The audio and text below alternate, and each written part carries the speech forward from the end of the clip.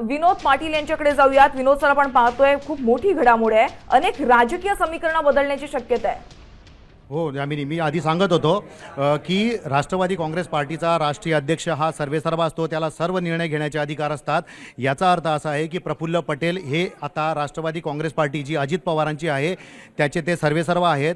अजित पवारांचा जो पक्ष आहे तो पूर्णपणे आता पटेलांच्या हातात गेल्याचं दिसतं आहे। आणि सगळ्यात महत्त्वाचं नमूद करावं असं वाटतं की सुनेत्रा पवार यांची गटनेतेपदी निवड करण्यात आली, त्यावेळी सगळ्या आमदारांना विश्वासात घेण्यात आलं होतं, त्यांची आमदारांना विश्वासात घेऊन निवड करण्यात आली होती। मात्र गोयल यांच्या विधानाकडे जर आपण पाहिलं तर प्रफुल्ल पटेल यांची नियुक्ती करण्यात आलेली आहे, ज्याच्यात कोणत्याही आमदार खासदारांना विश्वासात घेतलेलं नसल्याचं दिसतंय। कारण नियुक्ती ही थेट वरून केली जाते, निवड ही आमदार आणि खासदार यांना विश्वासात घेऊन केली जाते। त्याच्यामुळे या निवडीच्या मागे नेमकं कोण आहे, ही निवड नेमकं कधी करण्यात आली, सुनेत्रा पवार यांची निवड केली त्यानंतर किंवा त्याआधी हा प्रस्ताव मांडला होता का, हे परस्पर निर्णय घेण्यात आले आहेत का। आणि कालच राज ठाकरे जे विधान बोलले होते की राष्ट्रवादी काँग्रेस पार्टी ही कोणत्या मराठ्याकडे द्या किंवा पाटलाकडे द्या, आपण पटेलांकडे देऊ नका, तर ह्या विधानामागे हाच अर्थ होता का, राज ठाकरेंना ही आधीच कुणकुण लागली होती का।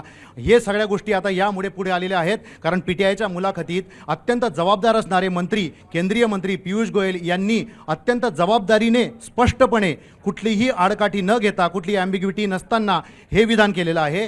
त्याच्यामुळे प्रफुल्ल पटेल हे आता राष्ट्रवादी काँग्रेसचे, अजित पवारांचा जो गट आहे राष्ट्रवादी काँग्रेस पार्टी आहे त्याचे ते अध्यक्ष आहेत आणि ते सर्वेसर्वा आहेत। त्यामुळे याच्या पुढचे म्हणजे आजपासून याच्या पुढचे जे निर्णय आहेत ते प्रफुल्ल पटेल घेणार का, राष्ट्रवादी काँग्रेस पक्ष हा प्रफुल्ल पटेल चालवणार का, असे अनेक सवाल आता या निमित्ताने उपस्थित झाले आहेत। पण सर्वात महत्त्वाचं की सुनेत्रा पवार यांची निवड होत असताना, सगळं भावनिक वातावरण असताना हा सगळा प्रस्ताव रेटून नेण्यात आला का। कारण एक माहिती अशी मिळते की काल शपथविधीला सगळे आमदार गेले, मात्र काही आमदार राष्ट्रवादी काँग्रेस पक्षाच्या कार्यालयातच होते आणि त्यांनी असा प्रस्तावही मांडला की सुनेत्रा पवार यांचं तातडीने राष्ट्रीय अध्यक्षपदी नियुक्ती करण्यात यावी आणि काही आमदारांनी त्या प्रस्तावावर सह्या देखील केलेल्या आहेत। या संदर्भात सोमवारी बैठक देखील बोलवण्याचा आग्रह त्या आमदारांनी धरलेला आहे।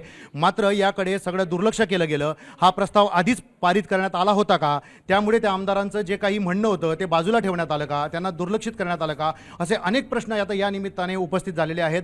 त्याच्यामुळे आता महाराष्ट्रातल्या जे काही राजकीय समीकरणं सतत बदलत आहेत त्याच्यात एक मोठी भर पडलेली आहे, एक मोठा ट्विस्ट आलेला आहे अजित पवार गेल्यानंतर त्यांच्या पक्षाच्या संदर्भात। त्यामुळे आता पुढच्या गोष्टी काय घडतात, शरद पवार याच्यावर काय प्रतिक्रिया देतात, शरद पवारांचा राष्ट्रवादी पक्ष याच्यावर काय रिॲक्ट होतो। कारण त्यांना विलिनीकरणाचा आग्रह शरद पवारांनी काल बोलून दाखवला। अजित पवारांची विलिनीकरणाची इच्छा होती आणि त्यांची इच्छा पूर्ण व्हावी अशी माझी इच्छा आहे, याचा अर्थ तेही सकारात्मक होते। मात्र प्रफुल्ल पटेल जर राष्ट्रीय अध्यक्ष झाले तर एका बाजूला काल जर तटकरेंचं आपण वाक्य बघितलं तर त्यांनी सरळ सांगितलं की 17 जानेवारीला जो व्हिडिओ आहे ज्याच्यात अजित पवार शरद पवार सोबत आहेत तर तो विलिनीकरणासंदर्भात नाही, कारण त्या बैठकीनंतर अजित पवारांनी केवळ ही जेडपी आणि महापालिकेत युती आहे आघाडी करण्यात आली होती असं स्पष्ट केलं। त्यामुळे त्यांचा विलिनीकरणाला विरोध आहे हे स्पष्टपणे कालच त्यांनी सांगितलेलं दिसतंय आपल्याला। आणि आता धन्यवाद सर। महाराष्ट्रातील सर्व बातम्यांचे विश्वासार्ह व्यासपीठ, सकाळच्या सर्व सोशल मीडिया प्लॅटफॉर्मला लाईक, फॉलो आणि सबस्क्राईब करा। तसंच सर्व नोटिफिकेशनसाठी बेल आयकॉन प्रेस करायला विसरू नका।